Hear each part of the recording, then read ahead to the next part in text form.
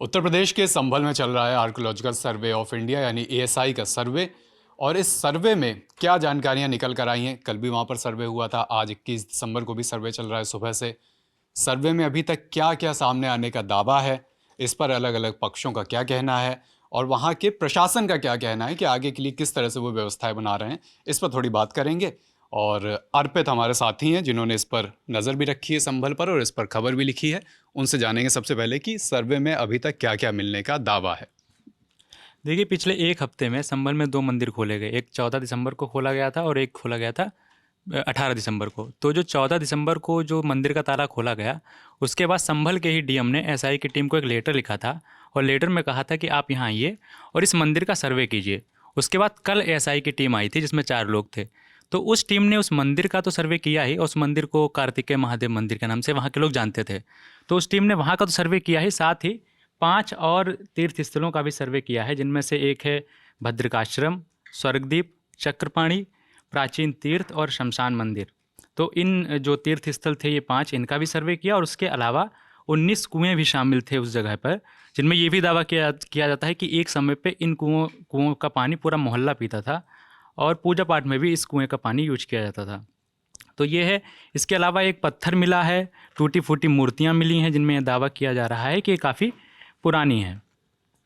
तो ये और इसके अलावा वहाँ पे प्रशासन की तरफ से क्या कुछ अभी कोई रिएक्शन अभी सामने आया है कि नहीं आया है? हाँ, वहाँ के डीएम ने भी इसके बारे में काफ़ी बातचीत की है। इसकी बाइट भी है हमारे पास, हम आपको दिखाते हैं इसकी बाइट। लगभग 24 स्थानों पर एएसआई ने सर्वे किया है। जो नया शिव हनुमान मंदिर मिला है वहां पर भी सर्वे किया है, उसके पास के कूप का भी सर्वे किया है।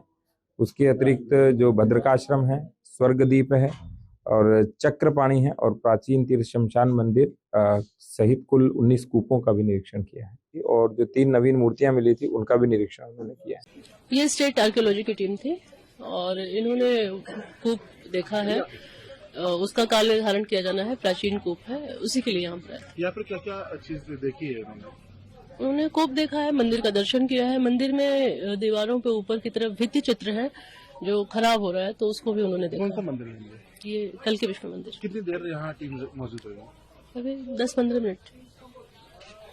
तो जैसा कि कल जुमे की नमाज भी थी, तो जिस तरीके से प्रशासन पूरी तरह से सख्त था और स्थानीय देख रेख में ही एसआई की टीम ने सर्वे किया है, तो उस हिसाब से जो टीम जब सर्वे कर रही थी तो इस दौरान उन्होंने कुछ भी नहीं बताया। वो बस सारी चीज़ों को देख रही थी, परख रही थी और इस दौरान वो सारी चीज़ें रिकॉर्ड कर रही थी। तो अब ये बाद को पता चलेगा कि इस रिपोर्ट में क्या है और जो मंदिर और जो तीर्थ स्थल का उन्होंने सर्वे किया और जो कुओं का वहाँ पे सर्वे किया है, तो उसमें क्या सामने आता है, ये तो अब रिपोर्ट के आने के बाद ही पता चलेगा।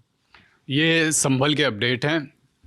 सर्वे यहाँ पर 2 दिन अभी बैक टू बैक चला है। कल भी सर्वे चला था 20 तारीख को, फिर आज 21 तारीख है। आज भी वहाँ पर एएसआई की टीम सर्वे कर रही है। सुबह से बड़ी संख्या में एएसआई के तमाम ऑफिशियल्स वहाँ पर मौजूद हैं, प्रशासन के लोग संभल में मौजूद हैं और संभल में अभी तक के जो घटनाक्रम रहे हैं आप मोटा माटी जान ही रहे हैं।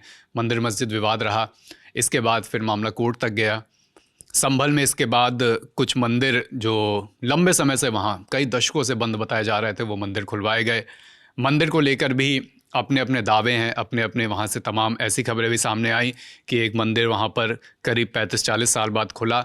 मंदिर के बगल में एक घर था जो मुस्लिम समुदाय से आने वाले एक व्यक्ति का था, उन्होंने खुद अपना छज्जा तोड़वाया। इस तरह की खबरें, मतलब आप समझ रहे हैं संभल के इर्द गिर्द किस किस तरह की खबरें अब तक सामने आ रही हैं।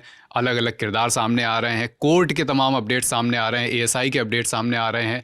लेकिन एक बात जो यहाँ समझने वाली है वो ये कि एएसआई की जो पूरी रिपोर्ट बनेगी उसके माध्यम से जो पुख्ता जानकारियाँ हैं वो तभी ठोस रूप से सामने आ पाएंगी जब वो रिपोर्ट कोर्ट के सामने पहुंचेगी। तब तक ये जो जानकारियां हैं, कई लोग कह रहे हैं कि 19 कुएँ अभी तक मिले हैं। दूसरा एक पक्ष है जो ये कह रहा है कि साहब इससे भी ज़्यादा कुएँ हैं, अभी तो मिलने और बाकी हैं। तो ये तमाम अपडेट्स हैं, अलग अलग पक्षों के दावे हैं।